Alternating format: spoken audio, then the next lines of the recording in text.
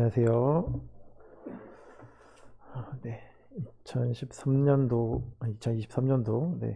첫 이제 말씀을 준비를 하면서 이제 복음에 관련된 말씀을 성도님들과 함께 나누고자 이렇게 계획을 했었는데, 과연 우리가 많이 들었던 이 복음을 어떻게, 어떤 부분을 같이 나누어야 될까 그 고민을 많이 하는 가운데, 주님께서 좀 생각나게 하시는 부분들이 있어서 그 부분들을 같이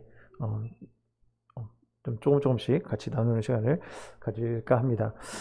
잘 아시는 것처럼 이제 복음은 저희가 잘 알고 계시는 것처럼 굿 뉴스라고 이렇게 영어로 하게 되는데요.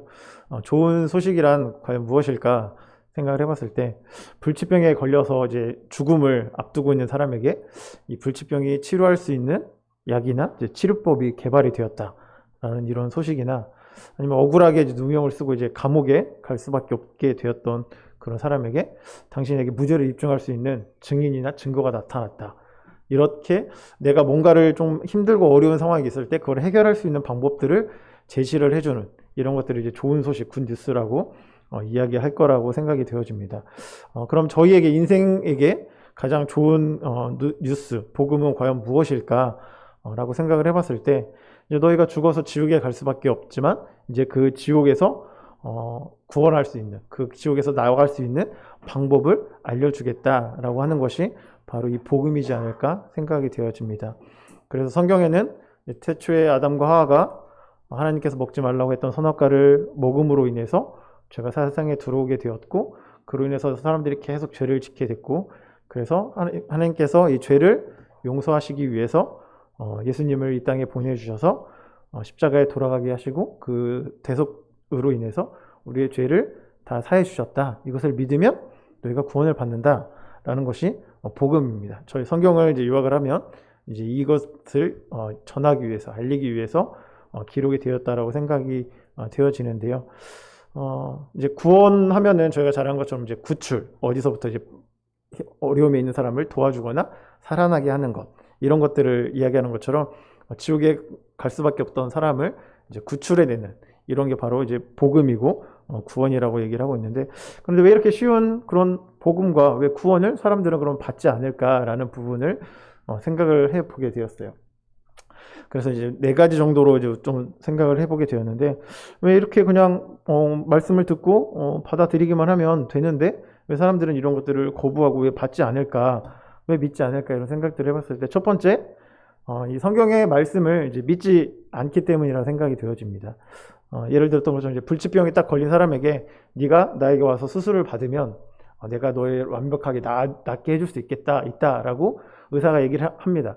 하지만 그 사람은 이때까지 아무도 하지 않았던, 고치지 않았던 이런 병이기 때문에 이 의사에 대한 신뢰가 전혀 없는 거예요. 또 뭐 임상 실험이나 이런 것들을 거치고 이렇게 했다라는 이런 근거 자료나 여러 번 수술을 했다는 이런 것들이 있다면 그 의사를 믿고 내 몸을 맡길 수가 있겠지만, 그 의사에 대한 이제 신뢰가 없기 때문에 사람들은 이제 그런 것 대신 다른 여러 가지 이제 방법들을 이제 하려고 노력을 합니다. 그래서 어디 가서 이제 구술한다거나, 아니면 뭐 민간요법을 막 한다거나, 아니면 다른 여러 가지 이런 것들로 그 병을 낫고자 노력하는 모습을 볼 수 있습니다. 이와 마찬가지로 사람들이 하나님이 정말 쉽게 정말 말씀을 통해서 여러 가지 것들을 통해서 이 복음을 우리에게 알려주고 계시는데, 이 말씀을 믿지 않고 자신의 방법으로 뭔가를 해결해 보려고 해요. 그래서 뭐 돈을 많이 사서 뭔가를 이루려고 하거나, 아니면 새로운 우상들을 만들어서 그 우상을 따르게 되거나, 이런 것들을 하는 이유가 바로 이 하나님의 말씀에 대한 신뢰가, 믿음이 부족하기 때문이 아닐까라는 생각들을 해보게 되었고요. 두 번째로 이제 더 큰 이제 필요성을 모르기 때문에 그러지 않을까 생각이 되어집니다. 아무리 좋은 치료제와 그런 병을 고칠 수 있는 치료법이 개발이 되더라도 내가 병에 걸리지 않았다라는, 어디가 좀 그냥 하다가 말겠지라고 생각해서 병원에 찾아가지 않는다면 그 사람은 자기가 병에 걸린지를 모를 것입니다. 그렇기 때문에 이 치료약이나 치료법에 대한 관심조차도 없을 것이고요. 그렇기 때문에 사람들은 내가 병에 걸렸다는 것을 인지를 해야 되는데 그것을 인지하지 못한다고 생각이 되어집니다. 그래서 사도행전 20장 21절에 보면 이제 사도 바울님께서 마지막 이제 때를 준비를 하면서 이제 에베소에 있는 장로들을 부르면서 이렇게 얘기를 합니다. 유대인과 헬라인들에게 하나님께 대한 회개와 우리 주 예수 그리스도께 대한 믿음을 증언하는 것이다. 자신의 이제 전도 생활, 자신의 삶을 뒤돌아봤을 때 자신이 한 것이 회개를 가르쳤고, 그다음 예수 그리스도에 대한 믿음을 증언하였다라고 이렇게 고백을 하는 것들을 볼 수가 있고요. 또한 마태복음 3장 1절과 2절에 보시면 그때 세례 요한이 이르러 유대 광야에서 전파하여 말하되 회개하라 천국이 가까웠느니라 하였느니라. 그래서 예수님이 오시기 전에 이 세례 요한은 이 회개에 대한 부분들, 너희가 죄를 지었다, 너희가 돌이켜야 된다, 회개해야 된다 라는 것을 가르친 것을 볼 수가 있습니다. 그리고 또 마태복음 37절에는 이제 이 세례 요한, 침례 요한이 잡힌 후에 예수님께서 이때부터 예수께서 비로소 전파하여 이르시되 회개하라 천국이 가까이 왔느니라 하시더라. 예수님께서 하신 것들은 역시 이 회개에 대한 부분들을 먼저 이야기하고 계시는 것들을 볼 수가 있습니다. 우리가 구원을 받기 위해서는 내가 죄인인 것을 인지를 해야 되고 죄로부터 돌이켜야 될 것을 알아야 된다라고 생각이 되어집니다. 그래서 이 말씀 때문에 예전에는 이 회개에 대한 부분들을 되게 많이 가르쳤던 걸로 알고 있습니다. 그래서 여러 이제 교파나 이런 데서 주님 제가 죄인입니다. 저를 용서해 주시옵소서 계속 막 그런 부분들을 이제 강조하고 이 회개에 대한 부분만 막 가르치다 보니까 이 믿음에 대한 은혜에 대한 부분들이 잘 가르쳐지지 않아서 저희 이제 모임에서 이 은혜에 대한 부분들, 믿음으로 구원받을 수 있다. 이 부분들을 이렇게 딱 얘기를 했을 때 많은 사람들이 그렇구나 하면서 구원을 받는 놀라운 역사가 일어났다는 것을 듣게 되었습니다. 그런데 이제 그렇게 회개에서 너무 회개만 강조하면 안 된다. 은혜와 믿음을 가르쳐야 된다라고 이렇게 이제 하면서 그런 것들이 조금 바뀌면서 요즘은 이게 좀 이제 바뀐 것 같아요. 그래서 예전에는 회개를 되게 많이 가르치고 회개해야 된다라고 했지만 요즘은 이제 회개에 대한 부분보다는 이제 은혜와 믿음과 이것만 강조를 하다 보니까 지금 젊은 세대들이 이 회개에 대한 부분들이 좀 부족하다라고 생각이 되어집니다. 쉽게 말해서 이제 모태신앙이라고 해서 태어날 때부터 이제 교회에 다녔기 때문에 예수님에 대한 은혜와 사랑 이런 부분들을 많이 듣고 지나고 그래 난 구원 받아야 돼 라고만 생각을 했지 내가 정말 얼마나 죄인인지 내가 정말 얼마나 하나님 앞에서 정말 나쁜 그런 일들을 많이 저질렀는지를 본인 스스로가 깨닫지 못하고 그래 예수님께서 날 위해 죽으셨으니까 나는 그걸 믿고 구원만 받으면 돼 믿기만 하면 돼 이것만을 하다 보니 이 구원을 받아야 될 이유들을 그렇게 자신이 몸소 느끼지 못한 세대를 지금 이제 저나 저 이제 이후에 있는 이런 세대들이 겪고 있다라고 생각이 되어집니다. 그래서 어른들이 봤을 때 왜 요즘 청년들은 왜 요즘 학생들은 왜 그럴까? 왜 믿음이 이렇게 확실하지 않고 흐지부지할까? 라는 이런 생각들을 하실 수 있는데 바로 이런 부분이라 생각이 되어집니다. 내 스스로 나에 대한 반성과 또한 나에 대한 것들을 이렇게 스스로 한 것이 아니라 그냥 들었던 부분에 대해서 그렇구나 그냥 예수님께서 나를 위해서 돌아가셨구나 이 부분만을 듣다 보니 그것만을 생각하다 보니 이렇게 되지 않을까 이런 생각들을 하게 됩니다. 그래서 우리가 구원의 확신을 갖기 위해서는 내가 정말 얼마나 죄인인지 이 회개에 대한 부분들도 같이 동일하게 잘 다뤄져야 되지 않을까라는 부분들을 생각을 해보게 됩니다. 그래서 아까 사도행전 2장 20절에 말씀하신 것처럼 하나님께 대한 회개와 우리 주 예수 그리스도에 대한 믿음을 증언하였다. 이 회개와 믿음이 동시에 같이 중요시하게 전달이 되어야만 이 영혼들이 내가 정말 얼마나 죄인인지 그리고 내가 왜 구원을 받아야 되는지를 이런 필요성을 잘 깨달을 수 있지 않을까 이런 생각들을 해보게 되었고요.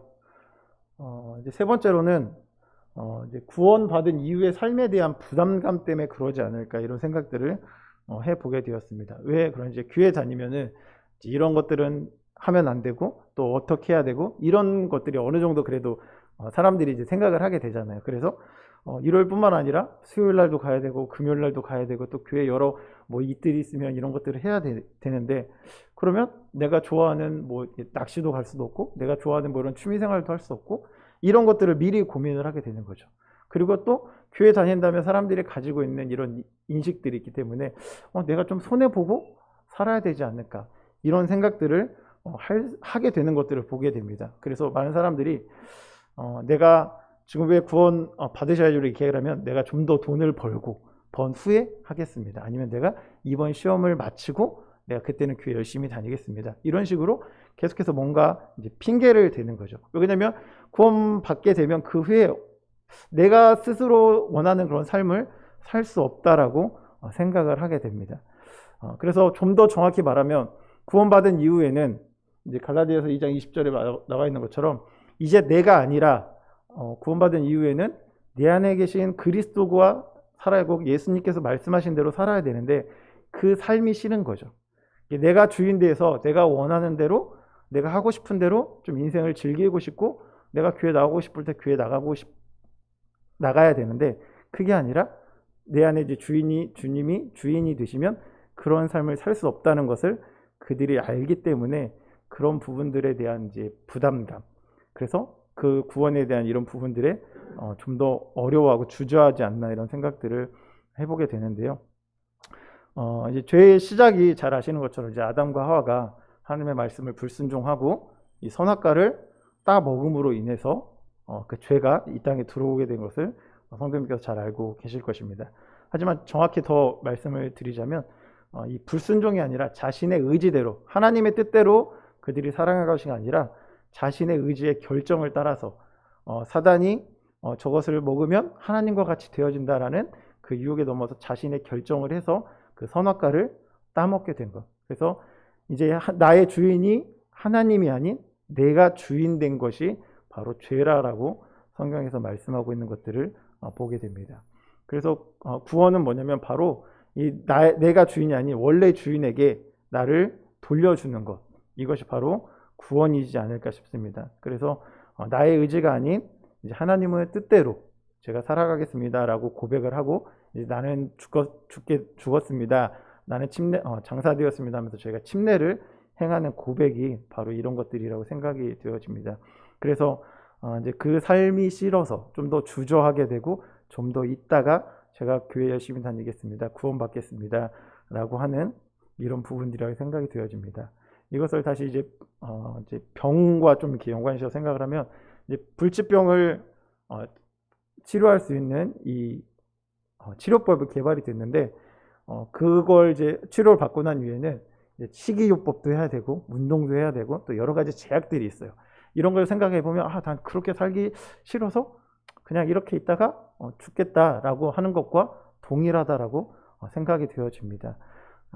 근데 여기서 더 중요한 건 뭐냐면 그리스도인들이 그렇게 살아가는 것, 그 사람들이 보기에는 좀 뭔가 불편하고 뭔가 안 좋아 보이고 좀 싫은 그런 삶이 사람의 의지대로 되어진다는 것이 아니라는 거죠. 내가 하고 싶어서 하는 것이 아니라 구원받은 사람은 저절로 자연스럽게 그런 삶을 살아가게 된다는 거예요. 사람이 아무리 노력하려고 해도 그런 삶을 그렇게 살 수가 없다라고 생각이 되어집니다. 하지만 우리 안에 주님이 들어오시고 주님이 주인이 되시면 자연스럽게 그런 삶을 살아갈 수 있게 된다는 거죠. 물론 이 변화의 차이는 있습니다. 어떤 사람은 구원받은 이후에 이제 막 급격하게 아예 정반대의 삶을 사는 사람들이 있고 어떤 사람은 조금씩 변해가는 사람들이 있습니다. 그래서 이 변화의 차이로 저 사람이 구원받았다 안 받았다 얘기할 수 없지만 분명한 것은 구원받은 성도, 구원받은 그리스도인은 그 삶의 변화가 나타내야 된다는 거죠.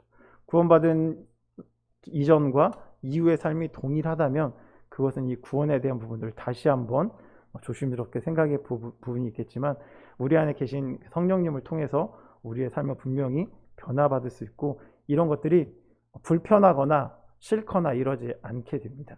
그 안에 성령님께서 계속해서 우리를 그러한 삶을 예수님을 닮아갈 수 있는 삶을 살아가게 하시기 때문에 우리가 노력하거나 하지 않아도 자연스럽게 그렇게 되어갈 수 있으리라 생각이 되어집니다. 그래서 우리가 얼마나 우리의 삶의 주인 되기를 원하는지를 좀 생각해 볼 때 민수기 14장 말씀을 한번 같이 살펴보도록 하겠습니다.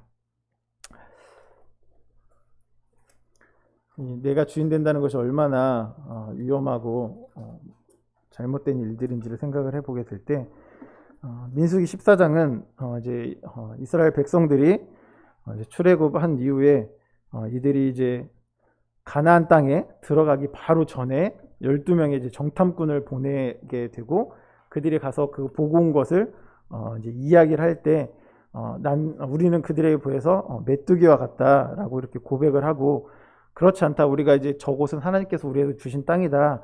라고 이렇게 고백을 한 이제 여호수아와 갈렙의 이런 분쟁 가운데 이제 그들이 이 여호수아와 갈렙을 죽이려고 하자 이제 하나님께서 그들에게 얘기하십니다. 14장 11절부터 좀 보시면 여호와께서 모세에게 이르시되 이 백성이 어느 때까지 나를 멸시하겠느냐 내가 그들 중에 많은 이적을 행하였으나 어느 때까지 나를 믿지 않겠느냐 내가 전염병으로 그들을 쳐서 멸하고 내게 그들보다 크고 강한 나라를 이루게 하리라.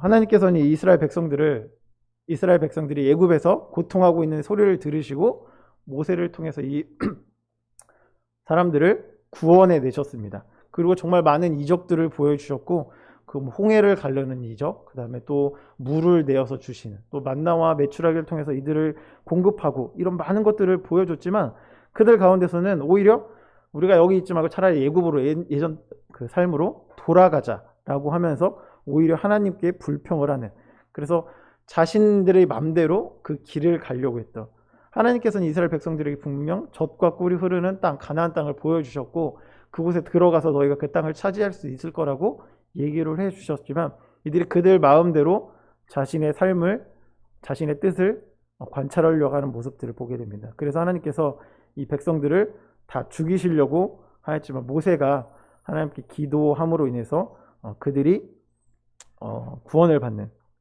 그 당시 바로 죽음을 당하지 않는 것들을 보게 되는데요. 또 22절에 보시면은 내 영광과 애굽과 광야에서 행한 내 이적을 보고서도 이같이 10번이나 나를 시험하고 내 목소리를 청종하니 아니한 그 사람들은 내가 그들의 조상들에게 맹세한 땅을 결단코 보지 못할 것이요 또 나를 멸시하는 사람은 한 사람도 그것을 보지 못하리라. 그래서 그들은 결국에 그 당시에 20살 이상의 사람들은 이 가나안 땅에 들어가지 못한 부분들을 저희가 볼 수가 있습니다. 이처럼 하나님께서 분명히 나에게 좋은 길을 보여주셨고 우리에게 하늘나라의 그런 소망을 허락해 주셨는데 그런 삶들보다는 아무리 놀라운 것들을 보여주셨지만 그런 게 아니라 내가 원하고 내가 편하고 지금 당장 힘드니까, 이들이 힘들었던 이유 중에 하나도 그게 있었을 것 같아요. 물론 불 기둥과 구름 기둥으로 이스라엘 백성들이 하나님께서 보호해 주신 건 맞습니다.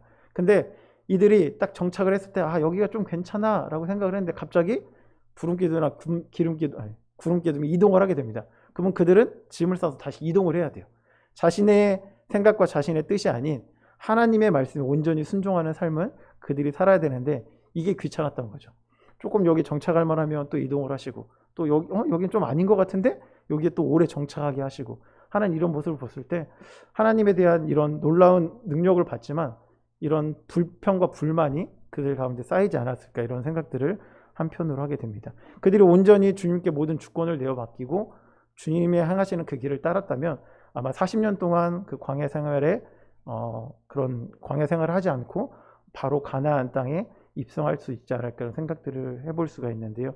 그래서 내가 주인된 삶이 지금 당장은 좋아 보일 수 있고 뭔가를 얻을 수 있을 것 같지만 분명히 하나님께서 나의 주인이 되셨을 때 더 좋은 결과와 또한 합당한 그 길을 갈 수 있다라는 것들을 한편으로 생각을 해보게 되었습니다.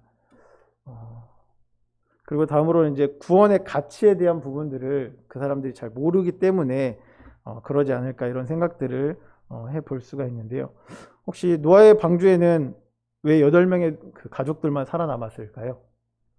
이유가 뭘까요? 방주에는 분명히 동물들에 대한 인원 제한이 있었습니다. 암수, 묘배상, 의로운 거, 부정한 걸 해서 하나님께서 이걸 했는데 사람에 대한 부분들은 인원 제한을 두지 않으셨거든요. 근데 왜 노아의 가족 8명만 살았을까요? 그들이 물론 의로우고 의롭게 행할 부분들이 있지만 베드로전서 3장 20절에 보시면 그들은 전에 노아의 날 방주를 준비할 동안 하나님이 오래 참고 기다리실 때에 복종하지 아니하던 자들이라. 방주에서 물로 말미암아 구원을 얻은 자가 몇 명뿐이니 겨우 8명이라. 하나님께서는 분명 그들에게 기회를 주셨습니다. 그 기간 동안, 방주를 만드는 기간 동안 노아가 그냥 가만히 있지는 않았을 거예요. 하나님께서 이 땅을 심판하실 거다, 물로 심판하실 거다, 그래서 내가 방주를 만들고 있다, 너희는 어서 회개하고 돌아와서 이 방주에 타라 라고 계속 이야기를 했을 거고, 또한 방주를 아래에서 만든 게 아니라 남들이 다 볼 수 있는 산 위에서 만들었기 때문에 사람들이 관심을 가졌을 거예요. 처음에는 왜 그럴까? 왜 저기서 저런 걸 만들지? 라고 생각하다가 좀 시간이 지나면 뭔가 있나? 왜 그럴까? 그래서 노아가 했던 말에 관심도 기울였던 사람들이 있을 수도 있습니다. 하지만 좀 더 많이 시간이 흐르니까 에이 뭐야 아무것도 안 일어나잖아. 에이 그냥 노아가 좀 이상해졌나 보다. 이렇게 생각하면서 그들이 노아의 말에 기울이지 않았을 거라고 이렇게 생각을 하게 됩니다. 하지만 결국에는 시간이 지나서 하나님께서 이제 홍수로 세상을 멸망을 했고요. 그 방주에 들어가지 않은 사람들은 모두 죽게 되는 것들을 볼 수가 있습니다. 그래서 노아가 계속해서 이런 이야기를 했지만 마태복음 24장 38절에 보시는 것처럼 노아가 방주에 들어가던 날까지 사람들이 먹고 마시고 장가들고 시집가고 있으면서 노아는 계속해서 이들에게 말씀을 하고 복음을 전했고 그들이 구원받기를 원했지만 그들은 그런 것들의 말씀에 이제 관심을 갖지 않고 지금 먹고 결혼하고 즐기는 것에 그들이 살아가지 않았나 이런 생각을 하게 됩니다. 그래서 이 구원의 가치, 그 배에 탄다는 것이 얼마나 중요한지를 그들이 잊고 잊어버리고 관심을 갖지 않게 된다는 거죠. 근데 고린도전서 6장 2절에서 동일하게 말씀하고 계시는 것들을 볼 수가 있습니다. 네, 넘어가네요. 네. 고린도전서 6장 2절에 보라 지금은 은혜 받을 만한 때요 보라 지금은 구원의 날이라고 말씀하고 계시는 것들을 볼 수가 있고요. 그리고 베드로서 3장 9절에 보시면 주의 약속은 어떤 이들이 더디다고 생각하는 것 같이 더딘 것이 아니라 오직 주께서는 너희를 대하여 오래 참으사 아무도 멸망하지 아니하고 다 회개하기에 이르기를 원하신다라고 말씀하고 계시는 것들을 볼 수가 있습니다. 지금은 하나님께서 우리에게 은혜의 때를 허락하셨습니다. 우리가 정말 믿는다고 고백을 하게 되고 하나님 앞에 나아갔을 때 하나님이 아무것도 물어보고 따르지 않고 우리를 구원해 주신다라고 약속하고 계신 것들을 볼 수가 있습니다. 하지만 이 시간들이 길어지다 보니까 아까 노아의 홍수를 대비하던 그 기간들이 길어다 보니까 사람들이 그 말에 관심을 기울이지 않았던 것처럼 예수님께서 우리를 다시 부르시기 위해서 오신다는 이 말씀을 사람들이 처음엔 기대를 하다가 점점 오지 않으니까 오시겠어 설마?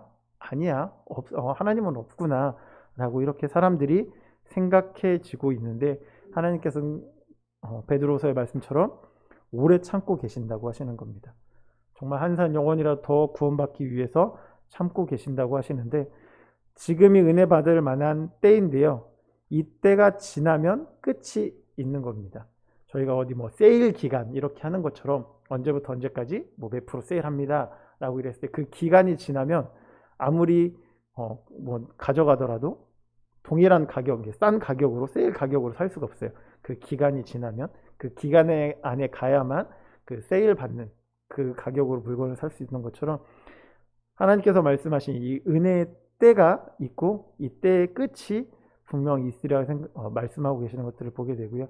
그때가 이제 예수님이 다시 우리를 부르시기 위해서 오시면 이 은혜의 때가 끝난다라고 얘기하고 있는 것들을 볼 수가 있습니다. 그럼 과연 이때가 언제일까라고 좀 이제 많은 사람들이 추정을 하고 이제 알 수는 없지만 로마서 11장 25절에 보시면 이방인의 충만한 수가 들어오기까지 이스라엘의 더러는 우둔하게 된 것이라라고 말씀하십니다. 그래서 이방인들을 구원하시기 위해서 지금도 참고 기다리시고 이 수가 하나님이 생각하시는 거에 차게 되면은 분명히 이제 이스라엘을 다시 회복시키시고 이제 세상의 끝이 올 것이라는 것을 이제 여러 말씀들을 통해서 말씀하고 계시는 것들을 볼 수가 있습니다. 아마도 그래서 사단은 이 모든 것들을 알고 있기 때문에 한 영혼이라도 더 늦게 구원받게 하기 위해서 계속해서 구원받는 것을 방해할 것이고 우리가 믿음 생활하는 것들을 방해하리라 생각이 되어집니다. 그러면 하나님의 말씀하신 이 이방인의 수가 차면 이제 자신이 지옥에 가는 날이 사단은 지옥에 갈 수밖에 없기 때문에 이때가 점점 더 가까워지는 것을 알기 때문에 계속해서 필살적으로 우리가 구원받는 것을 우리가 천국에 가게 되는 것을 막으려고 노력하고 있다는 거죠. 근데 우리는 그런 것도 모르고 그냥 그래 안전하다 생각하고 그래 정말 그날이 올 거냐? 안 올 거야? 이렇게 생각하고 아니란 마음이 사단은 필사적으로 우리를 방해하고 우리는 아니란 마음이 있기 때문에 갈수록 이 구원받는 게 어려워진 시대 가운데 살고 있지 않을까 이런 생각들을 해보게 되었습니다. 그래서 오늘 이 네 가지 측면에서 이 구원에 왜 사람들이 받지 않을까 이런 생각들을 한편으로 해보면서 구원은 쉬우면서도 어려운 것이라고 생각이 되어집니다.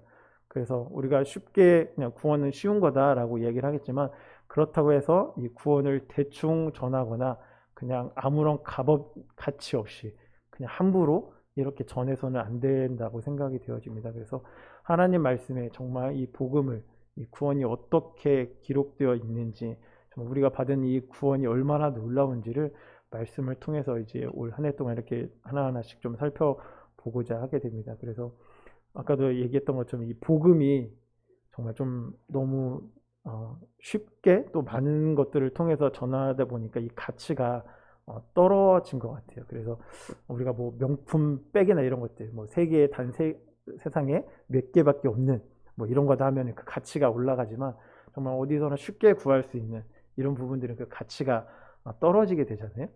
저 어렸을 때만 하더라도 이 짜장면이라는 것이 정말 졸업식 때나 특별한 날 그럴 때만 정말 먹는 그런 거였는데 요즘은 그냥 밥 먹기 싫으면 그냥 가서 사 먹을 수 있는 누구나 쉽게 접할 수 있는 우리나라가 경제가 그만큼 올라가다 보니까 그렇게 됐는데 지금 이 짜장면도 다른 정말 빈곤한 나라에서는 정말 귀한 음식이 될 수 있는 거라고 생각이 되어집니다. 그래서 우리가 받은 이 놀라운 구원과 복음이 정말 그렇게 가치 없이 떨어질 만한 것이 정말 많은 사람들에게 전해줘야 되고 알려줘야 되겠지만 그렇다고 해서 그 가치가 떨어져서는 안 된다라고 생각이 되어집니다. 그래서 우리가 정말 이 구원에 받기 위해서 또한 구원을 복음을 전하기 위해서 우리가 얼마나 애쓰고 또한 그런 사람들에게 이 복음을 전해야 되는지를 생각해보는 그런 한 해가 되고 제가 올 한 해 더욱 열심히 이 복음을 전함으로 인해서 많은 영혼들이 구원받는 그런 한 해가 되었으면 좋겠다는 생각을 해보게 되었습니다. 기도하시고 오늘 말씀을 마치도록 하겠습니다. 하나님 감사를 드립니다. 오늘 하나님께서 저에게 보여주신 이 놀라운 복음을 생각을 해보게 하시고 또한 정말 이 놀라운 복음이 전해지지만 많은 사람들이 그 복음을 거부하고 또 하나님의 말씀으로 그들이 나오지 않고 있는 이 시대 가운데 사는 것을 생각해 보게 되었습니다. 정말 저 같은 자를 구원하여 주심에 감사를 드리고 저희를 구원하시기 위해서 예수 그리스도가 보여주신 그 놀라운 희생과 은혜를 생각해 볼 때 정말 이 복음이 얼마나 가치 있고 중요하며 또 이 세상에 필요한 것인지를 생각을 해보게 됩니다.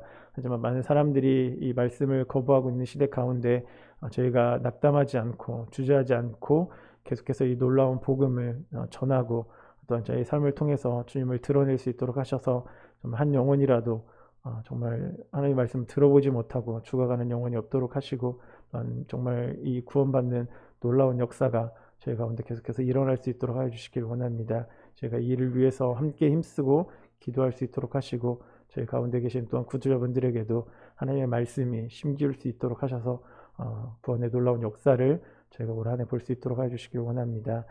또한 이제 코로나와 또 여러 가지 독감으로 인해서 힘든 시대 가운데 있지만 하나님께서 어린 아이부터 노부침까지 건강을 지켜주셔서 저희가 모일 때마다 건강한 모습으로 또한 더욱더 열정적으로 하나님을 찬양하며 하나님의 말씀을 섬길 수 있도록 해주시길 원합니다. 이 모든 기도를 예수님의 이름으로 기도드렸습니다.